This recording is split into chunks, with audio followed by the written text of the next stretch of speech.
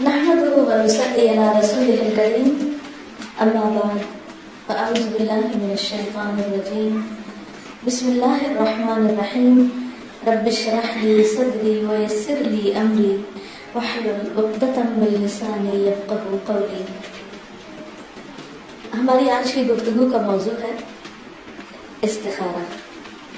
استخارہ کا لفظ جانا پہچانا لفظ ہے. عام طور پر اسے غیب کی خبریں معلوم کرنے کا ذریعہ سمجھا جاتا ہے کہ انسان شاید اپنے مستقبل کے بارے میں جان لے یا اپنے کاموں کے انجام کے بارے میں اس کو صحیح پتہ چل جائے کہ جو کچھ میں کرنے جا رہا ہوں اس کا نتیجہ کیا ہوگا. بعض اوقات مستقبل میں پیش آنے والے کام نہیں بلکہ ماضی میں ہونے والے کاموں پر بھی استخارہ کیا جاتا ہے. جیسے بعض اوقات اگر کسی کی چوری ہو جائے تو وہ استخارہ کر کے یہ معلوم کرنے کی کوشش کرتے ہیں کہ چوری کس نے کی. حالانکہ استخارہ چور معلوم کرنے کا طریقہ نہیں اور ماضی میں ہونے والے کسی واقعے کی حقیقت جاننے کا ذریعہ نہیں، یا ہمارے اوپر کیا حالات گزر رہے ہیں اور ان کے پیچھے کون ہے یہ معلوم کرنے کا ذریعہ بھی نہیں.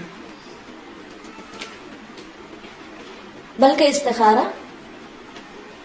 کسی بھی اہم ترین کام میں جو انسان کی زندگی میں پیش آتا ہے یا اہم کام، اس میں اللہ تعالیٰ سے خیر اور بھلائی طلب کرنے کو استخارہ کہتے ہیں. جب بھی کوئی اہم معاملہ پیش آتا ہے تو انسان اس کے انجام کے بارے میں فکر مند ہوتا ہے کہ نہ جانے نتیجہ کیا نکلے گا. مثلاً اگر کسی بچے کی شادی کرنا ہے تو اس پر انسان پریشان ہوتا ہے کہ اس رشتے کو کہاں کریں یا نہ کریں، کریں یا نہ کریں. اسی طرح کہیں سے کوئی جاب آفر ہے تو اسے ایکسیپٹ کریں یا نہ. کسی دوسرے ملک کا سفر درپیش ہے یا چھوٹا سا سفر بھی تو وہاں جائیں یا نہ. یعنی ہر وہ چیز، ہر وہ کام جو ہمیں فکر مند کرتا ہے اور جس کے بارے میں ہمیں دل کا اطمینان نہیں ہوتا یا شرح صدر نہیں ہوتا یا اس کے بارے میں ہم شور نہیں ہوتے کہ ہم اسے کریں یا نہ کریں، کرنا چاہیے یا نہیں کرنا چاہیے، تو ایسے تمام امور میں اللہ تعالیٰ کی مدد حاصل کرنے اور اللہ تعالیٰ سے خیر اور بھلائی کا سوال کرنے اور اسے مانگنے کا نام استخارہ ہے کہ اللہ اس کام کو جو میں کرنے جا رہا ہوں تو اسے ہمارے لیے خیر و بھلائی کا ذریعہ بنا دے. اگر یہ ہمارے حق میں اچھا ہے اور اگر اچھا نہیں تو اسے ہم سے دور کر دے اور ہمیں اس سے دور کر دے. جیسا کہ ابھی آپ دعا میں بھی دیکھیں گے کہ جو دعا سکھائی گئی باقاعدہ اس کے الفاظ کیا کہتے ہیں. اور کسی بھی کام کے انجام کو سامنے رکھ کر کوئی قدم اٹھانا یہ کامیاب لوگوں کی علامت ہے.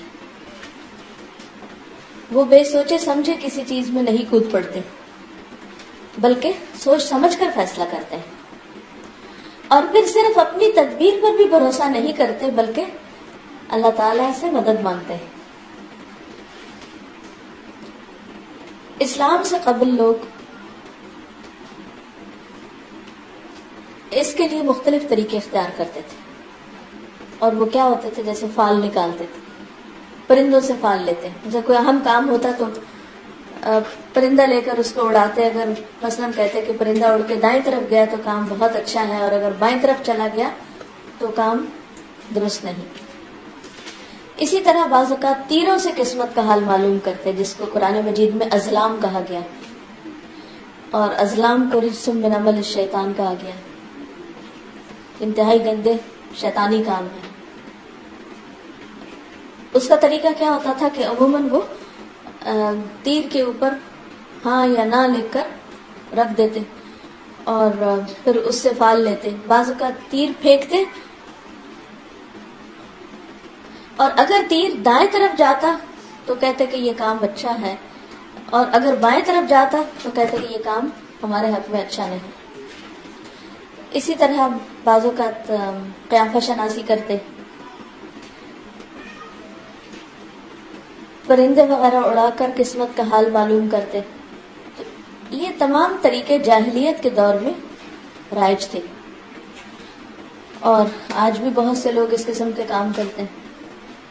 بعض اوقات پرندوں کے ذریعے قسمت کا حال معلوم کرتے ہیں، یا پھر اب جدید ذرائع میں کمپیوٹر وغیرہ ہے تو اس کے ذریعے استخارہ کیا جا رہا ہوتا ہے. تو ان تمام چیزوں میں ہمیں دیکھنا یہ چاہیے کہ اللہ سبحانہ وتعالیٰ نے ہماری رہنمائی کیا فرمائی، کیونکہ زندگی کا کوئی ایسا اہم معاملہ نہیں کہ جس کے بارے میں قرآن و سنت سے ہمیں رہنمائی نہ ملتی ہو. اور اصل رہنمائی اللہ تعالیٰ کی رہنمائی ہے. قل ان ھدی اللہ ھو الھدی، کہہ دیجئے کہ اللہ کی ہدایت ہی دراصل ہدایت ہے. جس طرح وہ رہنمائی کرتا ہے وہی دراصل انسان کے لیے سیدھا راستہ ہے. تو آئیے دیکھتے ہیں کہ اسلام استخارے کے بارے میں کیا کہتا ہے، قرآن و سنت استخارے کے بارے میں ہمیں کیا تعلیم دیتے ہیں کہ ہمیں کیا کرنا چاہیے.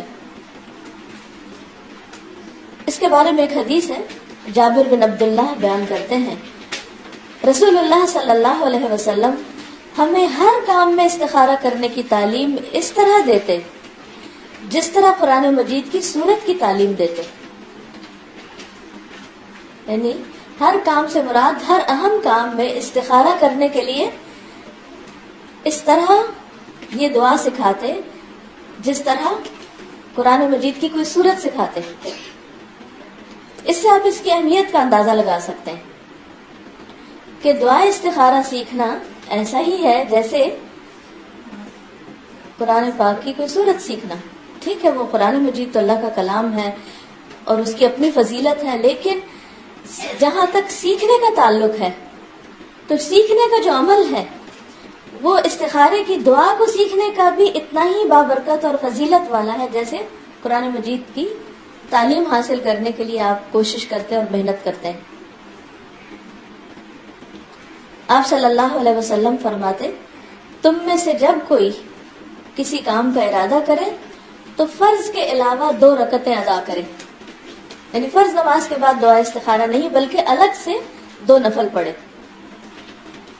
اور مدرجہ ذیل دعا مانگے. دعا کیا ہے؟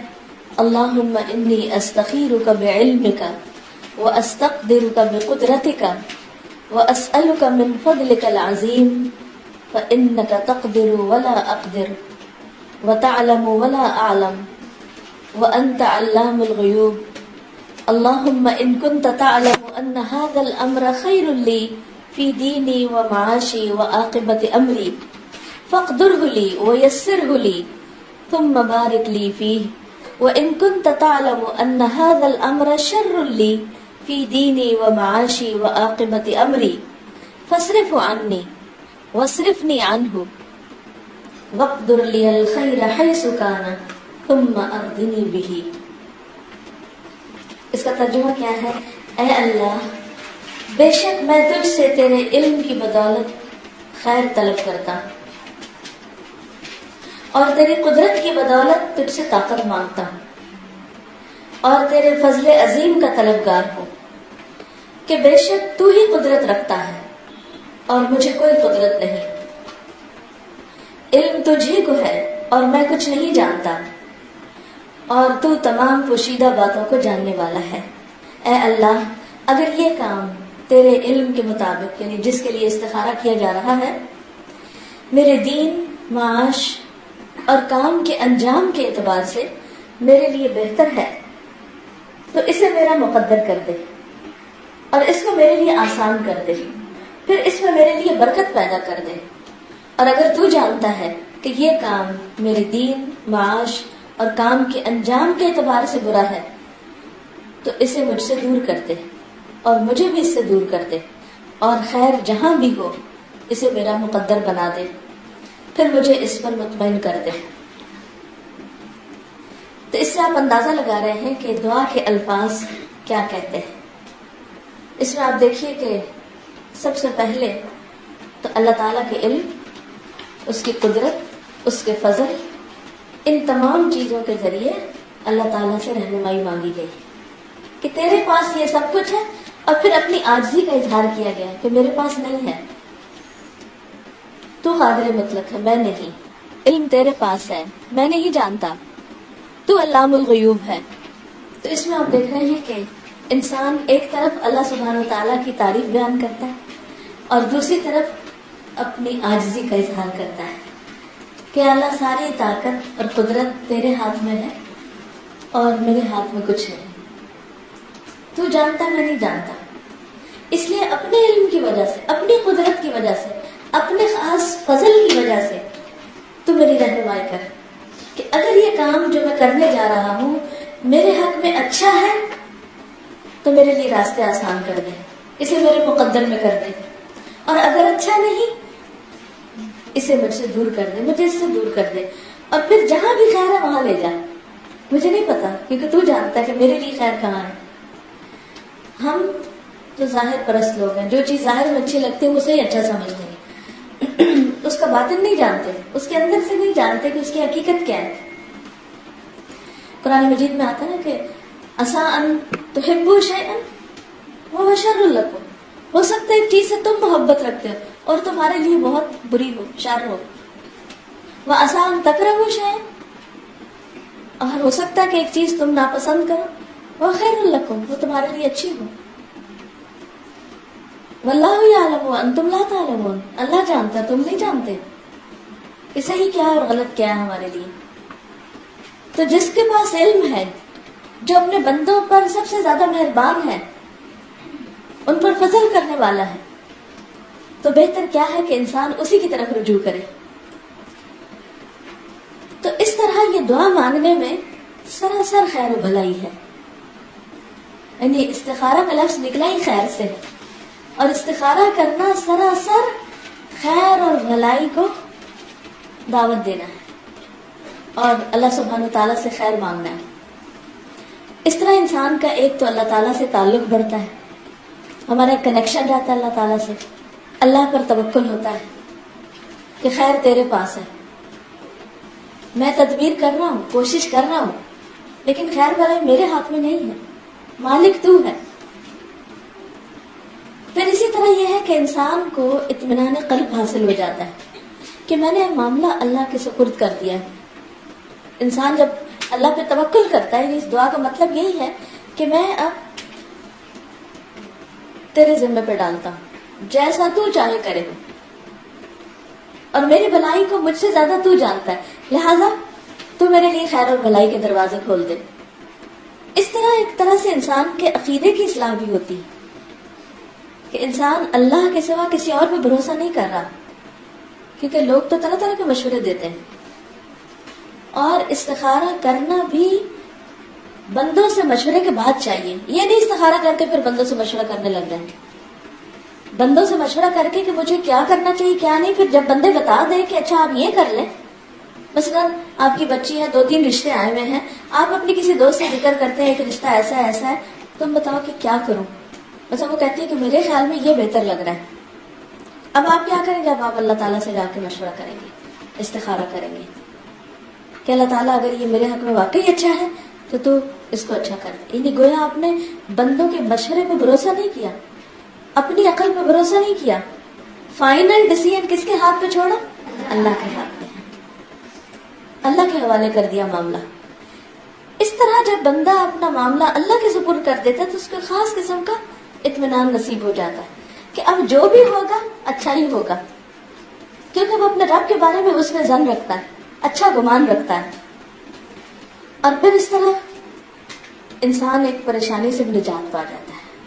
ورنہ ہوتا یہ کہ جب بھی کوئی انسان کو اہم ڈیسیژن لینا ہوتا ہے جس میں کوئی انسان انوالو ہو، پیسہ انوالو ہو، انسان کی کوئی بھی پیاری چیز انوالو ہو، تو اس میں بہت ہم مثلا آپ نے اپنے بیٹے کو باہر پڑھنے کے لیے بھیجنا ہے تو آپ کے دل پہ ایک عجب پریشانی رہتی، بھیجے یا نہ بھیجے، ایسا کریں یا نہ کریں. اور پھر آپ سمجھتے ہیں کہ اچھا اگر شاید ہمارے پاس ہو تو ہم زیادہ بہتر ٹیک کیئر کریں اس کی. حالانکہ ہر ایک کا رازق تو اللہ ہی ہے اور ہر ایک کی حفاظت کرنے والا اللہ ہی ہے. حضرت یعقوب علیہ السلام نے جب بیٹوں کو روانہ کیا تھا تو کیا کہا تھا؟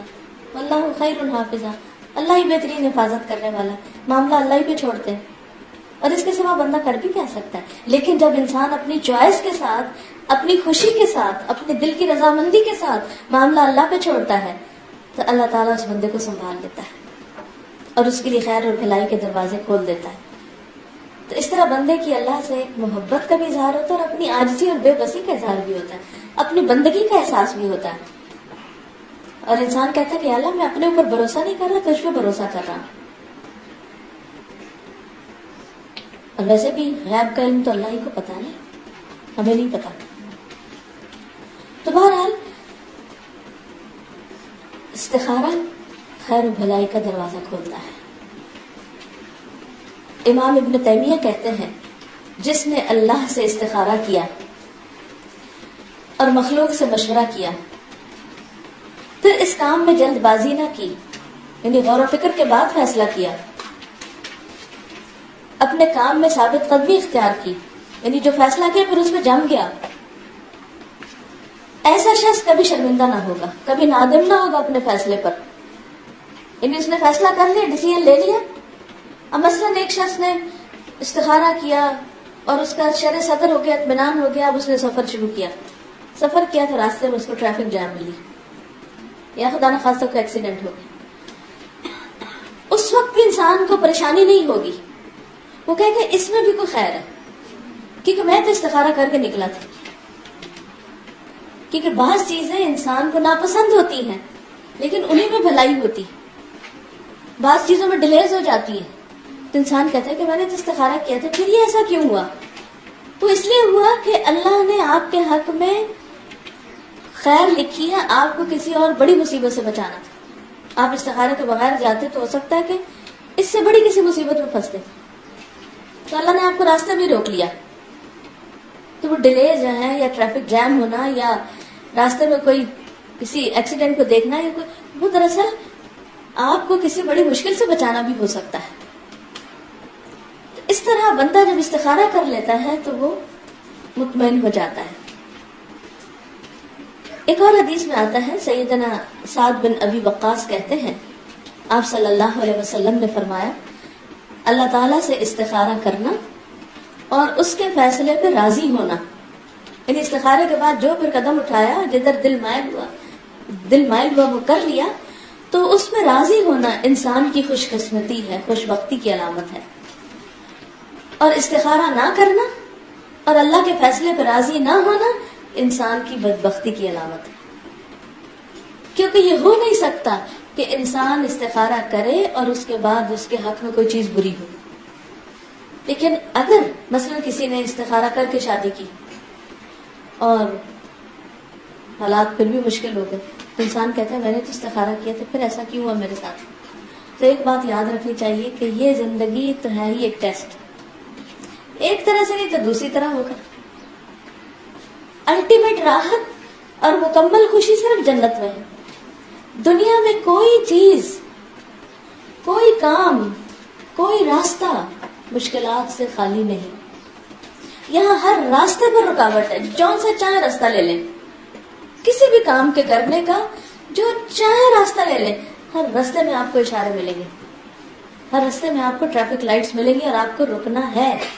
آپ جتنی بھی ٹائمنگ کر کے نکلے نا کہ اچھا میں اگر اس وقت نکلوں تو مجھے فلان جگہ ریڈ لائٹ نہیں ملے گی، نہیں، وہاں نہیں ملے گی، آگے مل جائے گی. یہ کبھی ہوا کہ آپ گھر سے نکلے اور 100% ساری گرین لائٹس ہوں؟ ہارڈلی کبھی ہوگا، once in a while. Otherwise کہیں نہ کہیں رکاوٹیں آتی ہیں، کبھی چھوٹی کبھی بڑی، کیونکہ زندگی ہے ہی اس کا نام. اللہ تعالیٰ نے ہمیں ایک امتحان کے لیے پیدا کیا کہ ہم کرتے کیا ہیں. پھر اس موقع پر جب بھی کوئی آزمائش آتی ہے تو دراصل ہمارا ٹیسٹ ہو رہا ہوتا ہے، امتحان ہو رہا ہوتا ہے کہ ہم یہاں کتنا عدل و انصاف پر مبنی فیصلہ کرتے ہیں، ہم یہاں پر کیا طریقہ اختیار کرتے ہیں. کہیں ہم کوئی ظلم و زیادتی کی بات تو نہیں کرتے، کہیں ہم کوئی ناجائز بات تو منہ سے نہیں نکالتے، کہیں ہم کوئی ایسا ری ایکشن تو نہیں کرتے کہ جو اللہ تعالیٰ کو ناراض کر دے. اور پھر آپ دیکھیں کہ خصوصاً شادی کے موقع پر آپ صلی اللہ علیہ وسلم نے استخارہ کرنے کی تعلیم دی ہے. ویسے تو ہر اہم کام، اذا ہم الامر، کوئی بھی اہم کام ہو اس پہ استخارہ کرنا چاہیے. لیکن حضرت ابو ایوب انصاری کی روایت ہے کہ جس میں شادی کے موقع پر آپ نے استخارہ یوں سکھایا تھا. آپ نے فرمایا بہترین طریقے سے وضو کرو، یعنی جب استخارہ کرو تو ایک اہم نماز ہے، یعنی عام نمازوں سے بھی ایک طرح سے زیادہ اہتمام کرو، بہترین طریقے سے وضو کرو. پھر اللہ نے جو تیرے مقدر میں نماز لکھی ہے وہ پڑھو، یعنی جتنی پڑھ سکتے ہو پڑھو. اس سے یہ بھی پتہ چلتا ہے کہ استخارہ کی رکعت 2 بھی ہو سکتی ہے، اور اگر زیادہ کوئی پڑھ کے کرنا چاہے تو زیادہ بھی پڑھ سکتا ہے. ایک بار بھی استخارہ کر سکتے ہیں اور ایک سے زائد بار بھی پڑھ سکتے ہیں. پھر اللہ تعالیٰ کی تعریف اور بزرگی بیان کرو. دوسری حدیث میں یہ تفصیل نہیں ہے، اس حدیث میں یہ تفصیل بھی کہ اللہ کی بزرگی حمد و ثنا بیان کرو. عام طور پہ ایسا ہوتا ہے نا، جب ہم نفل پڑھ لیتے ہیں پھر اس کے بعد کیا کرتے ہیں؟ تسبیح پڑھتے ہیں، اللہ کی تعریف بیان کرتے ہیں، پھر درود شریف پڑھتے ہیں، پھر دعا استخارہ پڑھتے ہیں. وہ اسی وجہ سے درود شریف کیوں پڑھتے ہیں؟ وہ اس لیے کہ جب ایک دفعہ انسان درود پڑھتا ہے تو 10 رحمتیں آتی ہیں. تو دعا تو ہم خیر کی کر ہی رہے ہیں، لیکن ساتھ اگر درود شریف پڑھ لیا جائے تو وہ سونے پہ سہاگا، اس عمل کو اور تیز کر دیتا ہے. اور پھر آپ نے یہ دعا سکھائی جس میں خصوصاً جو رشتہ سامنے ہے اس کا نام لے کر یا اس کی طرف اشارہ کر کے دل میں دعا کی جائے. کیونکہ دعا استخارہ میں جب یہ لفظ آتا ہے نا حاضر الامر، تو اس جگہ اپنی حاجت کا نام لینا چاہیے. مثلا حاضر نکاح، یا اپنی زبان میں بھی کہہ سکتے ہیں کہ اللہ تعالیٰ مجھے اس چیز کے بارے میں تو رہنمائی دے کہ میں کیا کروں اور کیا نہ کروں. اب یہاں ایک بات یاد رکھیے کہ چونکہ استخارہ ایک مسنون عمل ہے، اس لیے قرآن و سنت نے یا ہمارے دین نے جو طریقہ ہمیں استخارے کا بتایا ہے وہی طریقہ اختیار کرنا چاہیے. من گھڑت طریقوں سے استخارے نہیں کرنے چاہیے. یہ تو پھر اللہ رسول سے آگے جانے والی بات ہو جاتی ہے نا، کہ انہوں نے جو چیز ہمیں دی وہ تو ہم کر نہیں رہے، یا اس کو ہم معمولی سمجھیں، یا اس کے بارے میں ہمارے دل میں اطمینان نہ ہو، اور جو لوگوں نے طریقے اختیار کر لیے ان کے پیچھے ہم لپکیں، تو یہ چیز پسندیدہ نہ ہوگی. تو پھر استخارے کے کیا آداب ہیں، کیا شرائط ہیں، کیا طریقہ کار ہے، کیا فوائد ہیں، کیا احکام ہیں، مسائل ہیں، یہ تمام چیزیں ہمیں معلوم ہونی چاہیے. ہر اختیاری کام میں استخارہ کیا جا سکتا ہے، البتہ فرائض میں استخارہ نہیں ہوگا کہ میں نماز پڑھوں یا نہ پڑھوں، یا حج کروں یا نہ کروں، کیونکہ ان کا کرنا تو واجب ہے. پھر اسی طرح حرام کاموں کے لیے استخارہ نہیں ہوگا کہ میں شراب پیوں کہ نہ پیوں، یا کوئی مکروہ چیزیں جو ہے کہ میں فلاں کو ماروں یا نہ ماروں، اس کے لیے استخارہ نہیں ہوگا. تو جیسا کہ پیچھے آپ نے دیکھا کہ سب سے پہلی شرط کیا؟ طہارت، اچھی طرح وضو کرے. پھر یہ کہ نیت، استخارے کی نیت سے نفل پڑھے، 2 نفل پڑھے یا زیادہ، جتنا بھی چاہے. پھر یہ ہے کہ نماز وہی نماز ہے جس میں خشوع و خضوع، پوری توجہ سے نماز پڑھے. پھر سلام پھیرے، پھر اس کے بعد اللہ کی حمد و ثنا بیان کرے، درود شریف پڑھے، دعا استخارہ پڑھے، اور دعا میں عاجزی ہو، زاری ہو. یعنی دعا اس طرح کرے کہ جس میں خوب رو کے دعا کرے یا پوری توجہ کے ساتھ دعا کرے، کیونکہ اللہ تعالیٰ غافل دل کی دعا نہیں سنتا. بعض اوقات ہم کہتے ہیں ہم نے اتنی بار استخارہ کیا، ہمیں کچھ سمجھ نہیں آ رہی، بھی دعا کیسے کی تھی، کتنی توجہ سے کی تھی، اس طرف تو دھیان ہی نہیں ہوتا عام طور پر. اور پھر یقین کامل کے ساتھ دعا کرے کہ بس اللہ تعالیٰ نے سن لی ہے میری، اور اب جو بھی اس کے بعد میں میرے سامنے آئے گا میں اسے کروں گا تو انشاءاللہ بہتری ہوگی. یعنی پھر اطمینان کر لے. ایک اور چیز یہ ہے کہ استخارے کے لیے کوئی وقت مخصوص نہیں، جب بھی آپ کو مشکل پیش آئے آپ استخارہ کر سکتے ہیں. کیونکہ نبی صلی اللہ علیہ وسلم نے فرمایا اذا ہم الامر، جب کسی کام کا ارادہ کرے، جب کوئی اہم کام پیش آئے، جب بھی، دن کو، رات کو. ہاں نفل پڑھنے میں جو مکروہ اوقات ہیں ان سے بچے، اللہ یہ کہ کوئی بہت ہی ارجنٹ ضرورت ہو، ایمرجنسی کی کیفیت ہو. اور مکروہ اوقات کون سے؟ فجر کی نماز کے بعد سورج نکلنے کا، دوپہر کو جب سورج پیک پر ہو یعنی زوال سے پہلے، پھر اسی طرح عصر کی نماز کے بعد. باقی جس وقت چاہے استخارہ کی نماز پڑھے اور استخارہ کرے.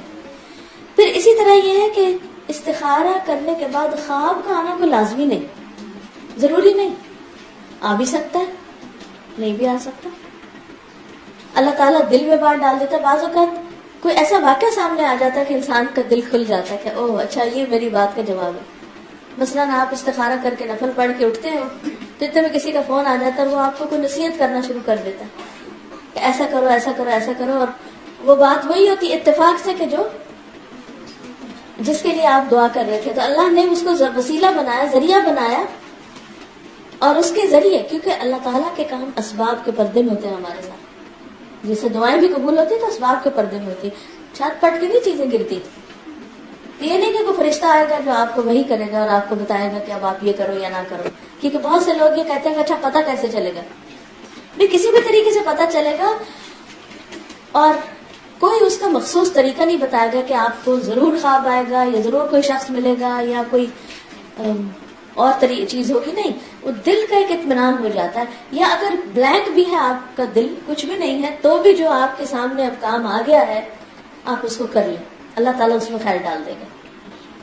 اور اگر نہیں خیر اس میں تو اللہ تعالیٰ ضرور کوئی ایسا سبب بنا دے گا کہ کام میں رکاوٹ آ جائے گی تو کام نہیں ہوگا. پچھلے دنوں میرے ساتھ ایسے ہی ہوا. میں نے قبولیت کے اوقات میں 2-3 دفعہ استخارہ کیا. کچھ سفر کرنا تھا مجھے، میں نے ٹکٹ بھی خرید لی، بیگ بھی پیک کر لی، سب کچھ ہو گیا. رات کے 1 بجے کے قریب پلان چینج ہو گیا، لاسٹ مومنٹ پہ. اور میں اتنی حیران ہوئی کہ یہ کیا ہوا. جانا میں نے کہیں تھا، بالکل میں کسی اور سمت پہ پہنچ گئی.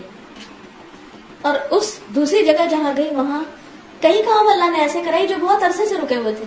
کیونکہ ہم دعا میں یہ مانگتے ہیں کہ یا اللہ اگر یہ اچھا نہیں تو اس کو پھیر دے اور جہاں خیر ہے وہاں لے جا.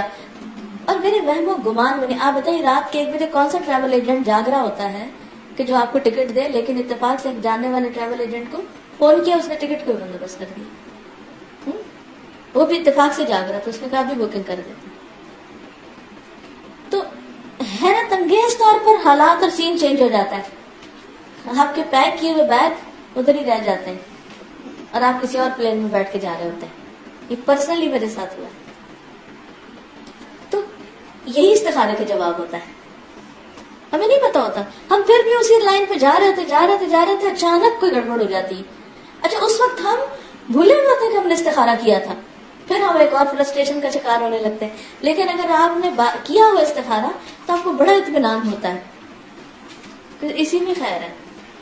ابھی آپ موسیٰ علیہ السلام کو پڑھے تو معلوم نہیں کہ موسیٰ علیہ السلام گھر سے نکلے ہیں کسی کام سے، راستے میں وہ 2 لوگ لڑتے ہوئے ملے اور ان کے بیچ میں جھگڑا ہو رہا تھا. جو ان کے قوم کا بندہ تھا اس نے پکارا، آپ نے آگے بڑھ کے چھڑانا چاہا ہوگا، دوسرے کو مکہ مارا، وہ وہی مر گیا. اور پھر وہ تو چلے گئے گھر. اگلے دن جب نکلے تو وہ ایک شخص ملا اور اس نے کہا کہ وہ تمہارے قتل کے مشورے ہو رہے ہیں، چلے جاؤ یہاں سے.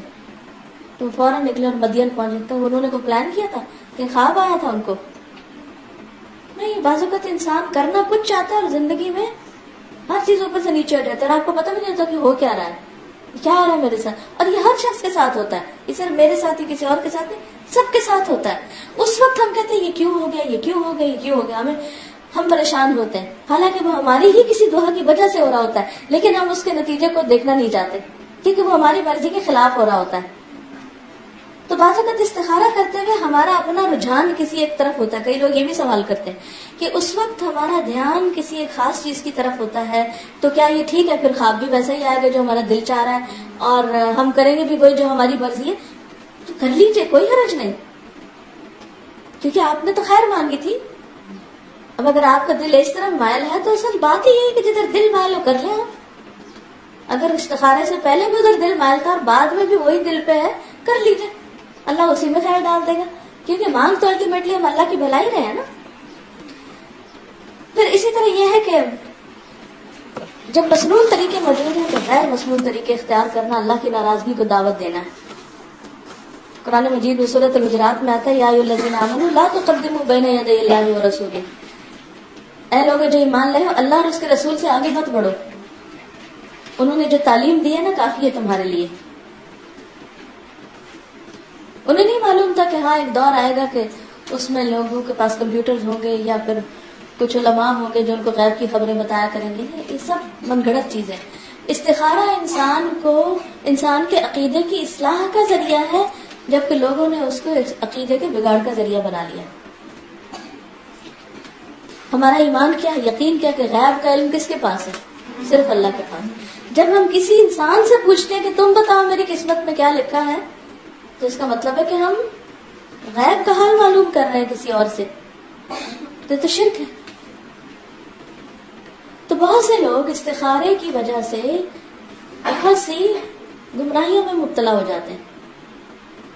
تو ان کا ازالہ کرنا بھی بہت ضروری ہے. اسی لیے بے حد ضروری ہے کہ ہم خود بھی اس دعا کو سیکھ لیں, اپنے بچوں کو بھی سکھائیں, اور دوسرے لوگوں کو بھی دوسرے لوگوں تک صحیح تعلیم پہنچائیں, اس کو عام کریں, تاکہ غلط چیزیں جو ہیں ان سے لوگ نکلیں. ایک شخص نماز بھی پڑھا, روزے بھی رکھ رہا, صدقہ خیرات بھی کر رہا, لیکن وہ کسی انسان سے غیب کی خبر معلوم کر رہا. جیسے اس زمانے میں بھی لوگ کاہنوں اور نجومیوں کے پاس جاتے تھے, اور اس کے بارے میں صاف صاف حدیث میں آتا ہے کہ جو کسی عراف کے پاس گیا, یعنی ہاتھ دیکھنے والے یا غیب کا خبر معلوم کرنے والے کے پاس, اس کی سزا کیا ہے سب کو پتا ہے, 40 دن کی نمازیں اس کی قبول نہیں. لیکن کتنا عام ہے کہ لوگ اب تو فون پہ بھی حال غیب کے معلوم کرتے رہتے ہیں. تو یہ طریقے ٹھیک نہیں ہیں, ان سے بچنا چاہیے. اور اگر آپ نے استخارہ کیا, دعا مانگی, لیکن کوئی فیصلہ ہو نہیں پا رہا, دیر ہو رہی ہے, نہ ہاں ہو رہی, نہ کر پا رہے, نہ کر پا رہے, تو بھی صبر سے کام لینا چاہیے. کیونکہ معاملے میں خیر ہوگی تو رستہ آسان ہو جائے گا, شر ہوگا تو اللہ تعالیٰ بچا لے گا اور بہتر چیز سامنے لے آئے گا. کسی شاعر کا شعر ہے کہ توکل علی الرحمن فی کل حاجت اردت فإن اللہ یقضی ویقدر اذا ما يرد ذو العرش امرا بعبده يصبه وما للعبد ما يتخیر. اپنی ہر حاجت میں رحمان پہ توکل کرو, تو ارادہ کرتا ہے, حالانکہ قضاء و قدر کا مالک اللہ ہے, تقدیر اللہ کے ہاتھ میں ہے. جب عرش والا اپنے بندے کے ساتھ کسی کام کا ارادہ کرتا ہے, وہ اس کو مکمل کر دیتا ہے, اور بندے کا اس میں کوئی اختیار نہیں ہوتا. اذا اراد شیئا ان یقول له کن فیکون. اور صاحب ایمان لوگوں کی خصوصیت کیا ہوتی ہے کہ وہ ہر معاملے پر اچھا رویہ اختیار کرتے ہیں.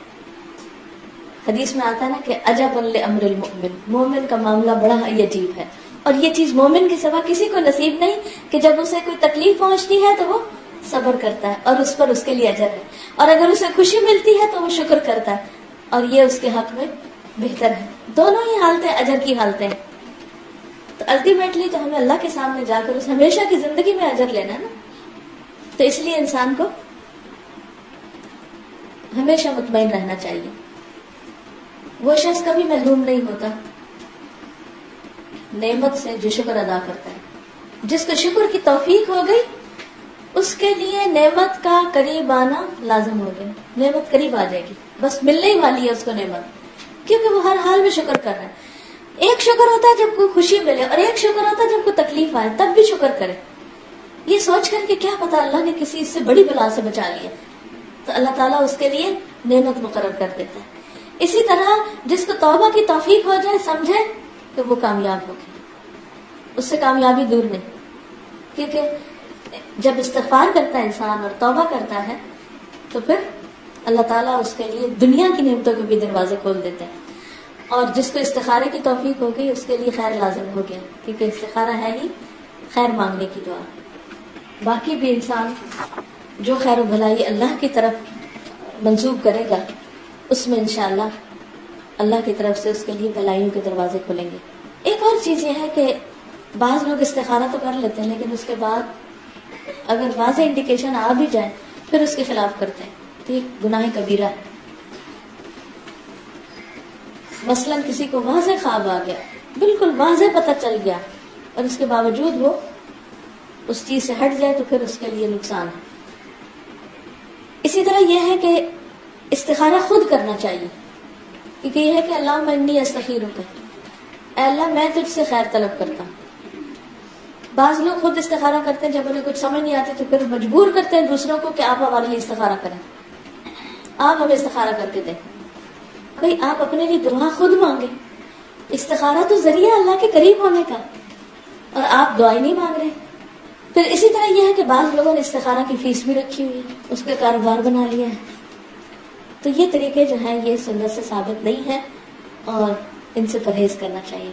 اللہ تعالیٰ ہمیں عمل کی توفیق دے. اب اگر اس سلسلے میں کوئی سوال ہے آپ کا تو آپ کر سکتے ہیں. کوئی سوال آپ کے ذہن میں استخارے سے متعلق تو آپ پوچھ سکتے ہیں.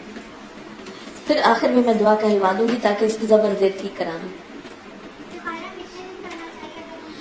استخارہ عموماً ایک دفعہ کرنا کافی ہے، لیکن اگر ابھی دل کی تسلی اطمینان نہیں یا فیصلہ نہیں کر پا رہے تو جتنا چاہے کر لیں، کوئی منع نہیں ہے. کیونکہ دعا ہے نا، یہ تو بالکل ایسا ہی ہے کہ اگر کوئی پوچھے کہ دعا کتنی دفعہ مانگنی چاہیے تو جتنی دفعہ چاہیں آپ مانگیں.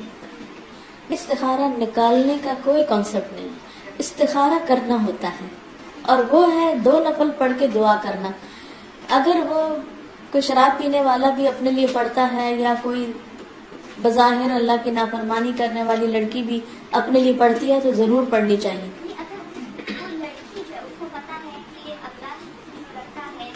اوکے. ان کو معلوم ہے ظاہر دیکھنے میں صحیح نہیں، لیکن اس کو ایسا لگتا ہے کہ پیسے والے ہیں، میرا فیوچر صحیح رہے گا، لیکن پھر بھی اس چیز کے لیے استخارہ کرتی ہے. کیونکہ ایک میری فیملی میں ایک ایسا ہوا تھا، میری سیکنڈ کزن تھی، انہوں نے اب یہ بھی معلوم کہ کیا ہوا کیا نہیں، اس لڑکی کو طلاق ہو گئی. یہی قصہ ایک میری دوست کے ساتھ بھی ہوا. وہاں پر بھی لڑکا ایسے ہی تھا کہ لڑکا بہت آؤٹ گوئنگ تھا. اس نے خود بھی استخارہ کیا، استخارہ انہوں نے جو ہے اپنی امی نے بھی ان کی کیا، اس کے ساتھ بھی سیم سچویشن. تو ایسے جب استخارے میں انہوں نے یہ کہا کہ ہمارا صحیح آیا، مجھے نہیں معلوم کہ کیا مسئلہ ہوا تھا، استخارہ کیسے صحیح جی، آیا. اس میں آپ دیکھیے کہ استخارہ جو ہے کسی بھی کام کے فیصلے کے لیے اللہ سے مدد لینا ہے کہ میں فیصلہ کر پاؤں. ٹھیک ہے، ہو گیا فیصلہ آپ کے لیے. جیسے پہلے بھی میں نے عرض کیا کہ ہو سکتا ہے کہ آپ نے استخارہ کر کے سفر شروع کیا اور پھر بھی کوئی ناپسندیدہ صورت سامنے آ جائے. 2 وجوہات ہو سکتی. ایک تو یہ ہے کہ آپ کی دعا قبول نہیں ہوئی، کیونکہ استخارہ تو ہے ہی دعا. دوسری بات یہ ہے کہ قبول ہو چکی ہے اور جو سچویشن پیش آئی ہے اس میں آپ کی دنیا یا آخرت کی کوئی بلائی ہے جو ابھی آپ کو نظر نہیں آ رہی. کیونکہ بہت سی چیزیں انسان سیکھتا ہے مشکلات میں پڑھ کے، اور وہ انسان کے لیے خیر ہوتی ہے. کیونکہ آتا ہے نا کہ مومن کے لیے جب کوئی مصیبت آتی ہے وہ بھی اس کے لیے، وہ کہتے ہیں نا بلیسنگ ان ڈسگائز، وہ بھی اس کے لیے بہتر ہوتی. تو اس لیے ہم اس وقت استخارے کو بلیم نہیں کر سکتے. ہم یہ کہہ سکتے ہیں کہ استخارے کے بعد جو فیصلہ ہوا اس میں ظاہری طور پر اگر ہمیں وہ کامیابی نہیں ہوئی تو بھی اللہ تعالیٰ اس کے ذریعے ہمیں کوئی اس سے بڑی خیر دینا چاہتا تھا، کیونکہ ہم نے خیر مانگی تھی. یہ نہیں کہا تھا کہ یہی چیز جو ہے وہ ہر حال میں ہمارے لیے ہمیشہ کی کامیابی کا ذریعہ بن جائے. کیونکہ جیسے میں نے پہلے بھی عرض کیا کہ ہر روڈ پر ٹریفک لائٹس میں ریڈ لائٹ آتی ہی آتی ہے. زندگی میں ہرڈل اونچ نیچ ہوتی ہی ہے، لیکن بعض اوقات چھوٹی مشکل کسی بڑی مشکل سے بھی بچا لیتی ہے انسان کو. یہ آپ نے ایک بات کی ہے کہ اگر استخارے میں اشارہ آ جائے کہ بہت اچھا ہے اور پھر اس سے منکر ہو جائے نہ کریں. اب ایک ماں تو اپنے بچوں کے لیے استخارہ کرے گی، اس وقت بچے نے کہا ہاں ٹھیک ہے آپ استخارہ کر لیں، تو وہ ماں پہ ذمہ نہیں. اگر بچہ بعد میں نہیں مانتا تو ماں پہ ذمہ نہیں. مگر بہت خوبصورت تھا بھائی، سب کچھ آیا، بچہ بعد میں منکر ہو گیا، بس پھر آپ کی ذمہ نہیں، کیونکہ آپ بچے کو بنا ہونا چاہیے. نہیں، وہ تو بچے نے تو نہیں کیا تھا. استخارہ اپنے خواب آتا ہے، خواب بہت ایکسپیکٹ سا ہوتا ہے، لوگ کہتے ہیں کہ آپ کی تعبیر کس سے پوچھنی چاہیے، اس کو کہتے ہیں کہ دماغ کا جی، خواب کی تعبیر کس سے پوچھنی چاہیے؟ علم والے سے پوچھ لینی چاہیے اگر کوئی ہو. لیکن بعض اوقات خود زیادہ سمجھ آتی ہے کسی دوسرے کی بنسبت، کیونکہ انسان خواب کے بعد کی جو فیلنگ ہے نا، ہر خواب کے بعد ایک آپ کے اندر فیلنگ رہ جاتی ہے. بعض اوقات دیکھنے میں خواب بڑا خوبصورت لگتا ہے لیکن آپ کی فیلنگ پھر بھی کوئی اتنی اچھی نہیں ہوتی. بعض اوقات خواب اتنا اچھا نہیں بھی ہوتا لیکن بعد میں آپ کو ایک اطمینان کی کیفیت ہوتی ہے. تو وہ اصل چیز ہے اطمینان. ٹھیک ہے. سوال ہے کہ استخارہ کر کے سونا کیا ضروری ہے؟ کوئی ضروری نہیں استخارہ کر کے سونا، کوئی ضروری نہیں خواب کا آنا، کوئی ضروری نہیں کسی خاص وقت میں استخارہ کرنا، کسی ٹائم پہ بھی کر سکتے. اس سے کوئی فرق نہیں پڑتا کہ استخارہ کی نماز دعا پڑھ کے پھر آپ باتیں کریں یا نہ کریں، اس سے کوئی فرق نہیں پڑتا. ہر وقت بہترین ہے سوائے مکروہ اوقات کے. جی جیسے 2 الگ الگ میٹر ہیں، مطلب آپ نے کہا اس کے لیے پروپوزل کے لیے بھی الگ، تو ان کے لیے ایک استخارہ الگ الگ کرنا چاہیے جی. اگر 2 پروپوزلز ہیں تو دونوں کے لیے الگ الگ کرنا چاہیے.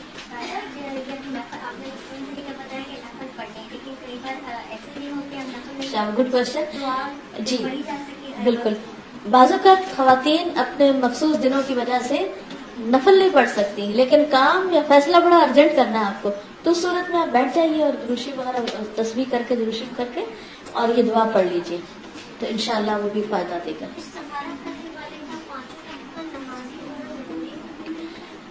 استخارہ کرنے والا سوال ہے، استخارہ کرنے والے کا 5 وقت نماز لینا ضروری ہے؟ بالکل ضروری ہے. اگر وہ نہیں پہلے پڑھا تو پڑھنا شروع کر دے، کیونکہ نماز تو ہر حال میں پڑھنی چاہیے. جی.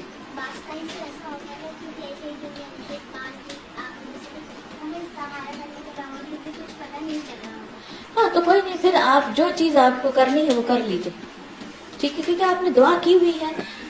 اس کے لیے یہ نہیں ہوگا کہ کوئی آپ کو آ کے بتائے گا کہ اچھا اب آپ کریں یا نہ، یس یا نو کہیں نہیں لکھا ہوا آئے گا. آپ کو اپنے دل کی حالت پہ دیکھنا ہے. دیکھیے کچھ لوگ ڈیسیژن پاور بڑی مضبوط ہوتی، بہت جلدی ڈیسیژن لے لیتے ہیں، کچھ لوگ بہت دیر تک اور لے کر بھی پچھتاتے رہتے ہیں. تو یہ مختلف پرسنالٹیز ہوتی. تو اس میں استخارہ جو ہے نا، یہ ہمارے ڈیسیژن پاور کو بھی مضبوط کرتا ہے کہ اب دعا مانگ لی ہے اور اب اللہ پہ توکل کرتے ہیں. بیسیکلی ہمیں توکل سکھاتا ہے.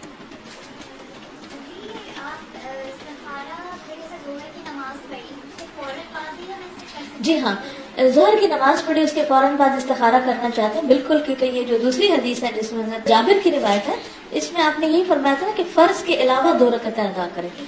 جی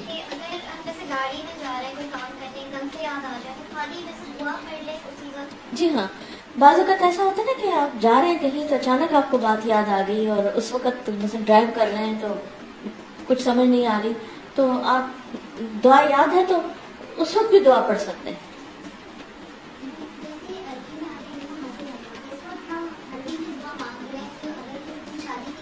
ہاں تو اپنی کہ میرے لیے رشتہ ٹھیک ہے، بس سوچ لیں، دل میں سوچ لیں، یہ تو معاملہ تو اللہ تعالیٰ کے ساتھ ہو رہا ہے. قرآن کو اگر مطلب اتفاق سے بھی کھولے تو ہمیشہ وہ پیج نکلتا ہے جو آپ کے معاملات کے ساتھ بالکل سیٹ ہوتا ہے. تو اس کوئی حدیث ہے؟ وہ استخارہ نہیں ہوتا، وہ ویسے رہنمائی دینا ہے، اس میں کوئی حدیث نہیں، لیکن یہ ہے کہ اب یہ ڈیپینڈ کرتا ہے آپ اس کا معنی کیا لے رہے ہیں. اگر وہ تفسیر سے ہٹا ہوا معنی ہے تو وہ بھی ٹھیک نہیں. بعض اوقات وہ آدھی آیت شروع ہو رہی ہوتی ہے، یہ سب چیزوں کو مد نظر رکھنا ہے.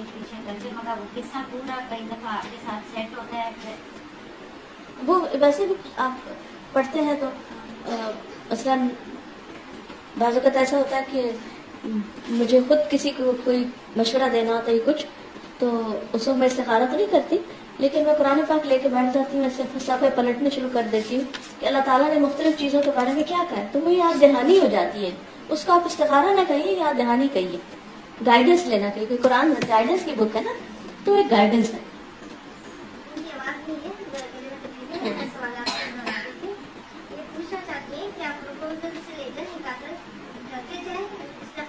نہیں، جب ہاں کر دیں تو بس ختم، یعنی پروپوزل سے نکاح تک نہیں. اور بعض لوگ تو رشتہ طے کر کے بھی کرنا شروع کر دیتے ہیں دوبارہ. اصل بات یہ ہے کہ دنیا میں کوئی انسان پرفیکٹ نہیں، کوئی پرفیکٹ نہیں.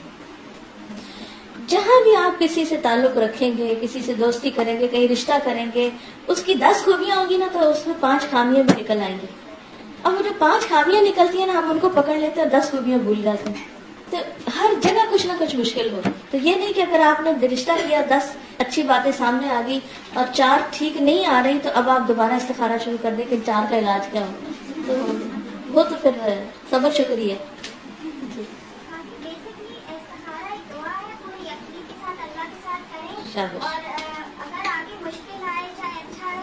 پھر اللہ کے فیصلے پہ راضی رہیں. ہاں جی، دین ہمارا بہت سمپل ہے، بہت سمپل ہے ہمارا دین. اور اگر ساری ٹاک ہے اس کا خلاصہ دیکھا جائے تو کیا ہے کہ بیسیکلی یہ یقین سے مانگی ہوئی دعا ہے جو اللہ تعالیٰ سے ہم خیر و بھلائی کے لیے مانگتے ہیں، اور اس کے بعد معاملہ اللہ کے سپرد کر کے اس پہ بھروسہ کرتے ہیں، اور جو بھی فیصلہ وہ کرے اسے قبول کر لیتے ہیں. اور اللہ کی تقدیر پہ راضی ہو جاتے ہیں، کیونکہ وہ شخص کبھی مطمئن ہو نہیں سکتا جو اللہ کی تقدیر پر راضی نہ ہو۔ جب ہم ایک فیصلہ کیا تقدیر پہ، وہ ہمارے مقدر میں تھا، وہ چیز ہمارے اتنی سوٹیبل نہیں نکلی۔ بعض اوقات ایسا بھی تو جوتا خرید کے لاتا ہے، مہنگے سے مہنگا جوتا، وہ آپ کو ایسی جگہ سے پنچ کرنے لگتا ہے کہ آپ کہتے ہیں کہ یہ کیا ہوا۔ اب بعض اوقات تب واپس ہو جاتا ہے، بعض اوقات کہیں نہیں واپس ہوتا۔ تو یہ چیزیں تو ہوئیں گی زندگی میں۔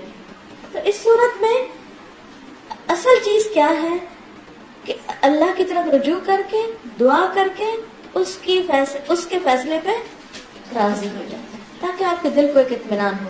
اللہ ولی الذین آمنوا یخرجہم من الظلمات الی النور، اللہ ایمان والوں کا دوست مددگار ہے، وہ انہیں اندھیروں سے نکال کے روشنی کی طرف لاتا ہے۔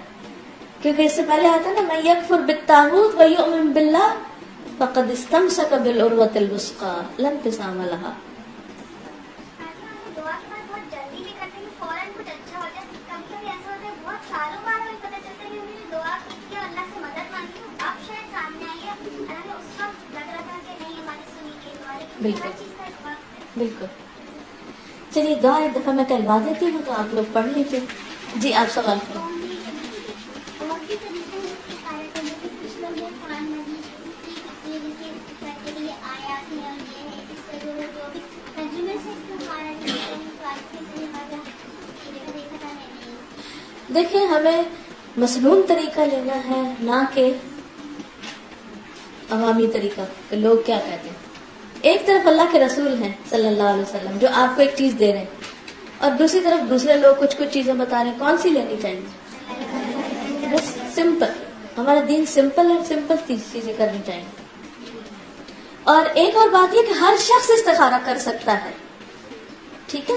یہ نہیں کہ یہ چند مخصوص مولویوں یا بزرگوں یا کوئی درویشوں کا کام ہے، کیونکہ ہمارے یہاں یہ بھی بڑا عام ہے کہ چند لوگ مخصوص کیے ہیں، وہ فلاں استخارے والی یا والا، اس سے نکلواؤ۔ یہ کیا بات ہے؟ یعنی کہ نبی صلی اللہ علیہ وسلم نے ہر شخص کو اس کی اجازت دی، کسی کی اجازت کی بھی ضرورت نہیں تو وہ آپ کو دے تو آپ کریں، ہر ایک کر سکتا ہے۔ اور آپ کس طرح سکھاتے تھے یہ دعا؟ جیسے قرآن کی صورت سکھاتے تھے۔ تو چلیے اس کو پڑھ لیتے ہیں۔ اللہم انی استخیرک بعلمک واستقدرک بقدرتک واسألک من فضلک العظیم فإنک تقدر ولا اقدر وتعلم ولا اعلم وانت علام الغیوب۔ اللہم ان كنت تعلم ان هذا الامر خیر لی فی دینی ومعاشی وعاقبت امری فاقدرہ لی ویسرہ لی ثم بارک لی فیہ وإن كنت تعلم أن هذا الأمر شر لي في ديني ومعاشي وعاقبة أمري فاصرفه عني واصرفني عنه واقدر لي الخير حيث كان ثم اردنی به۔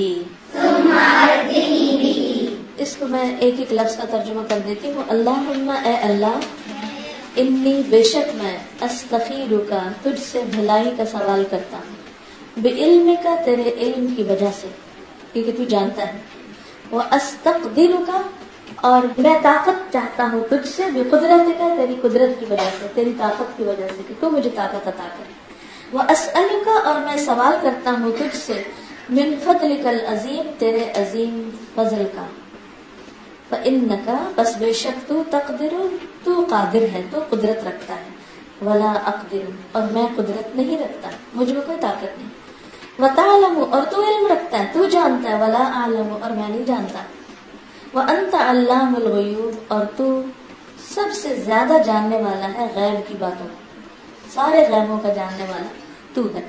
اللہم اے اللہ، ان کنت اگر ہے تو تعلم جانتا، ان ھذا الامر بے شک یہ معاملہ، خیر لی بہتر ہے میرے لیے، فی دینی میرے دین کے معاملے میں، و معاشی اور میری دنیا کے، و عاقبت امری اور میرے معاملے کے انجام کے معاملے میں، فقدرہ لی تو اس کو مقدر کر دے میرے لیے، ویسرہ لی اور اس کو آسان کر دے میرے لیے، ثم پھر بارک لی برکت دے میرے لیے، فیہ اس میں، وَإِن كُنتَ تَعْلَمُ اور اگر تو جانتا ہے، أَنَّ هَذَا الْأَمْرَ کہ بے شک یہ معاملہ، شر لی برا ہے میرے لیے، فی دینی میرے دین کے معاملے میں، ومعاشی اور میری دنیا کے معاملے میں، معاش کے معاملے میں، وعاقبت امری اور میرے کام کے انجام کے معاملے میں، فاصرفہ عنی تو پھیر دے اس کو مجھ سے، یعنی دور کر دے اس کو مجھ سے، وصرفنی عنہ اور پھیر دے مجھے اس سے، یعنی دور کر دے مجھے اس چیز سے، وقدر لی الخیر اور مقدر کر دے میرے لیے بھلائی کو، حیث کانا جہاں کہیں بھی وہ لکھی ہے، جہاں بھی خیر ہے میرے لیے وہاں لے جا مجھے، ثم پھر ارضنی بھی راضی کر دے مجھے اس پر، کیونکہ بعض اوقات خیر تک بھی ہم پہنچ جاتے ہیں پھر ہم وہاں بھی پریشان ہو جاتے ہیں کہ یہ بھی ٹھیک نہیں، یہ بھی ٹھیک نہیں، یہ بھی ٹھیک، کیونکہ یہ یاد رکھیے کہ دنیا میں کوئی چیز مکمل طور پہ ٹھیک ہے ہی نہیں، ہر پھول کے ساتھ کانٹا ہے، کہ فطرت کا ایک قانون ہے، دن کے ساتھ رات بھی ہے، رات کے بغیر دن نہیں آتا، تو وہ رات پار کرنی مشکل ہوتی ہے پھر دن چڑھنے تک، تو اس وجہ سے انسان معاملہ اللہ کے سپرد کر دے، دعا کرتا رہے کہ اللہ اگر بہتر ہے تو میرا دل ادھر ٹکا دے، نہیں تو پھر مجھے تو اس سے پھیر دے اور اس کو مجھ سے پھیر دے، اور اللہ سے بڑھ کے فیصلہ کون کر سکتا ہے؟ کسی بندے کی مجال نہیں کہ کوئی کسی کے لیے صحیح مشورہ دے سوائے اس کے کہ اللہ ہی ہمیں کوئی صحیح راہ دکھائے، تو بیسیکلی اللہ سے گائیڈنس لینے، خیر اور بھلائی لینے، مانگنے اور حاصل کرنے کا ایک بہترین طریقہ ہے۔ اللہ تعالی ہمیں اس پر عمل کی توفیق عطا فرمائے۔ وآخر دعوانا ان الحمد للہ رب العالمین۔ سبحانک اللہم وبحمدک، نشہد ان لا الہ الا انت، نستغفرک ونتوب الیک۔ سبحان اللہ والحمد للہ ولا الہ الا اللہ واللہ اکبر، ولا حول ولا قوة الا باللہ العلی العظیم۔ اللہم صل علی محمد وعلى آل محمد كما صليت على إبراهيم وعلى آل إبراهيم إنك حميد مجيد۔ اللهم بارك على محمد وعلى آل محمد كما باركت على إبراهيم وعلى آل إبراهيم إنك حميد مجيد۔ ربنا آتنا في الدنيا حسنة وفي الآخرة حسنة وقنا عذاب النار۔ ربنا لا تزغ قلوبنا بعد إذ هديتنا وهب لنا من لدنك رحمة إنك أنت الوهاب۔ ربنا هب لنا من أزواجنا وذرياتنا قرة أعين واجعلنا للمتقين إماما۔ يا حي يا قيوم برحمتك نستغيث، لا إله إلا أنت سبحانك إني كنت من الظالمين۔ لا إله إلا الله وحده لا شريك له، له الملك وله الحمد وهو على كل شيء قدير۔ یا اللہ پاک ہمارے اگلے پچھلے سارے گناہ معاف کر دے، اللہ ہماری پریشانیاں دور کر دے، ہمارے دکھ اور تکلیفیں دور کر دے، ہمارے لیے خیر اور بھلائی کے دروازے کھول دے۔ اللہم افتح لنا ابواب رحمتک، اللہ اپنی رحمتوں کے دروازے کھول دے اور ہماری ساری مشکلات آسان کر دے، اس گھر پر اپنی خیر و برکت نازل فرما، جو لوگ بھی یہاں آئے ہیں ان کو بھی اپنی خیر و برکت سے نواز، ان کے دلوں میں جو دعائیں اور نیک تمنائیں ہیں ان کو پورا کر۔ اللہ ہمارے بچوں کو ہدایت دے، انہیں سیدھے راستے پر لگا، انہیں معاشرے کے فتنوں سے بچا۔ یا اللہ تو ہم سب سے راضی ہو جا، اور جو کچھ ہم سیکھ سکھا رہے ہیں ہمیں اس پر عمل کرنے والا بنا۔ یا اللہ تو ہمارے حالات کو درست کر دے۔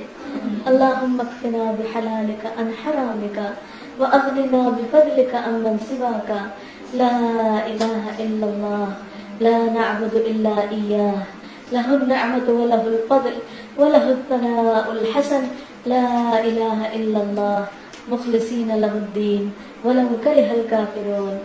سبحان ربک رب العزت عما یصفون وسلام علی المرسلین والحمد للہ رب العالمین۔ سبحانک اللہم و بحمدک نشہد ان لا الہ الا انت نستغفرک و نتوب الیک. السلام علیکم و رحمۃ اللہ وبرکاتہ.